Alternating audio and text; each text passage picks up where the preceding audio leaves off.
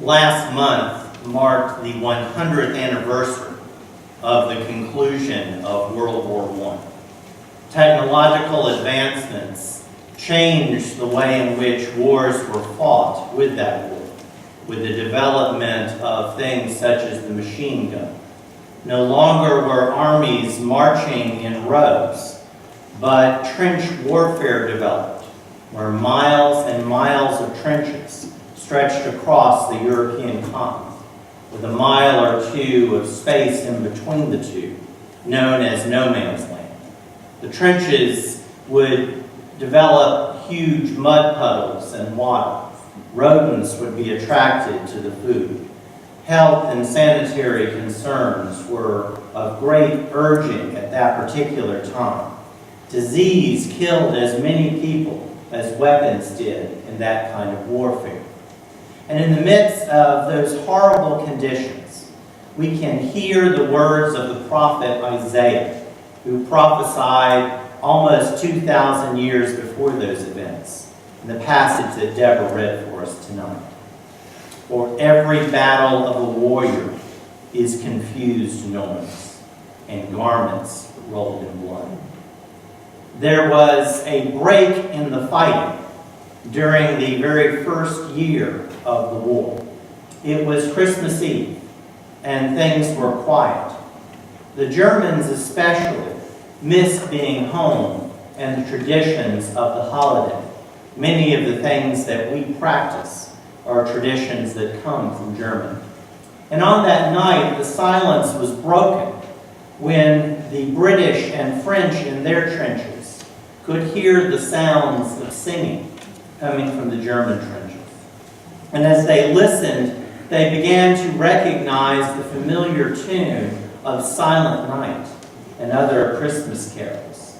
And after they stopped singing, some of the English and French soldiers began singing in their own language too. And the singing went back and forth. And German soldiers were given a small Christmas tree, which some of them put candles on and lit and held up above the trenches, something that normally meant certain death, but in this case, they were not fired upon. And there was a night of serenity as people on both ends of no man's land sang carols to one another. The next day, white flags went up, and the leaders and the generals came out and met with each other from both sides. And they agreed to a day-long ceasefire for Christmas, something that was actually pretty common in warfare up until that period. A kind of period of ceasefire after a battle, where both armies were allowed to go in and remove their dead for burial.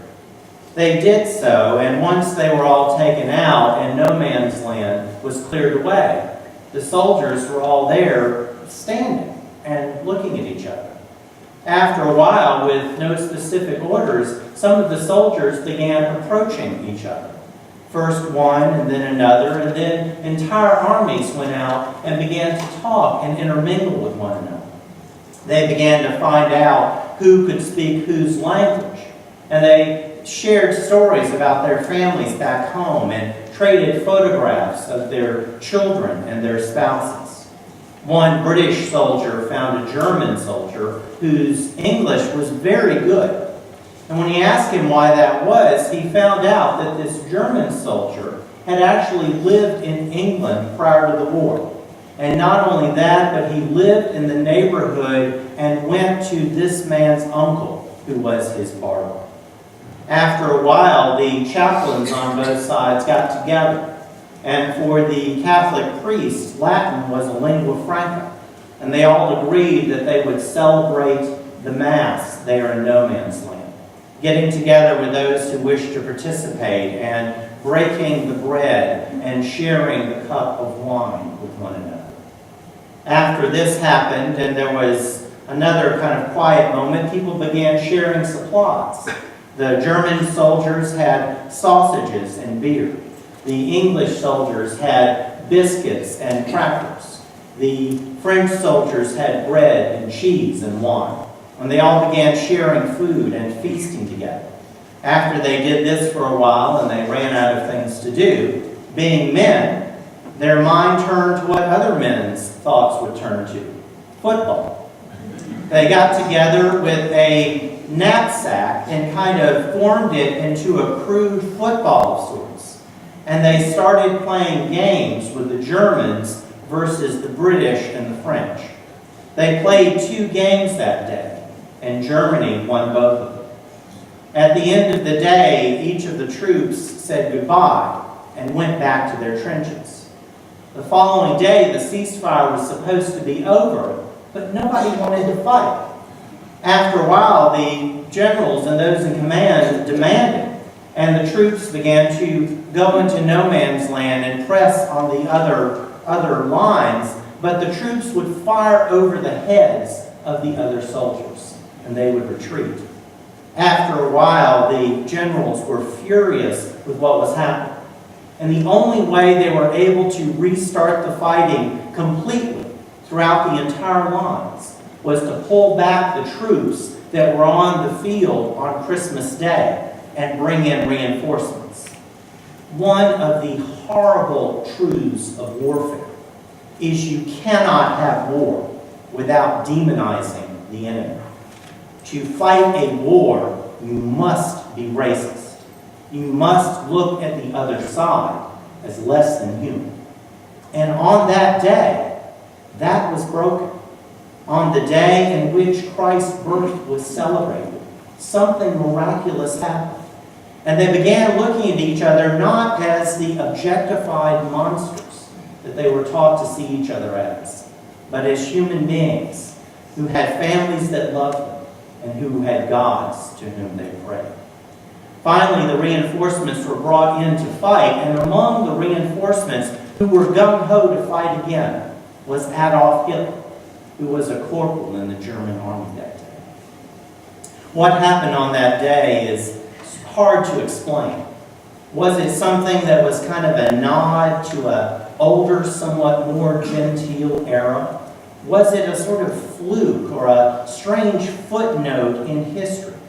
A few years ago, after I mentioned this in a sermon at the last church I served, someone came up to me, and apparently there are revisionists now who are trying to say that it never actually happened, that there's no verifiable evidence, and it's just a hoax.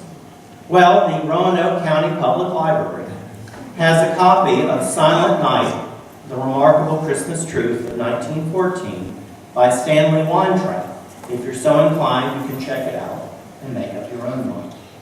But tonight, I think Isaiah gives us an interesting lens to look at these events through. Isaiah talks about fantastic events, events that are going to happen in the future, events that will happen in the way off future. It's what Bible scholars refer to as eschatology. It's a description of the end of time, a time in which God completely recreates the entire world, and all the effects of sinfulness and all the things that we have done to tarnish God's good creation are completely reversed. It's a time where the gods of war are completely vanquished and the Prince of Peace is born. It's a time where the rulers are ones who rule wisely and with great counsel. Elsewhere in Isaiah's book, he gives some strange images about what this time will look like. The lion will lay down with the lamb, and other predatory animals will eat straw, and a baby can play with a poisonous snake and not worry about being bitten. These are weird images that we don't know how to make sense out of, just like soldiers who all stop and decide not to fight when they're on the field of battle. It's a vision of what happens when God completely recreates the world. And it's a sad reminder of how accustomed we have become and how in our house we have found ourselves living in a world that is sinful and fallen.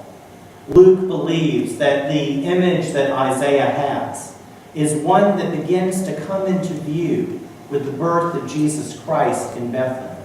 When the angels come to the shepherds and announce, "Go and see the one who is born, whom you will find wrapped in bands of cloth and lying in a manger."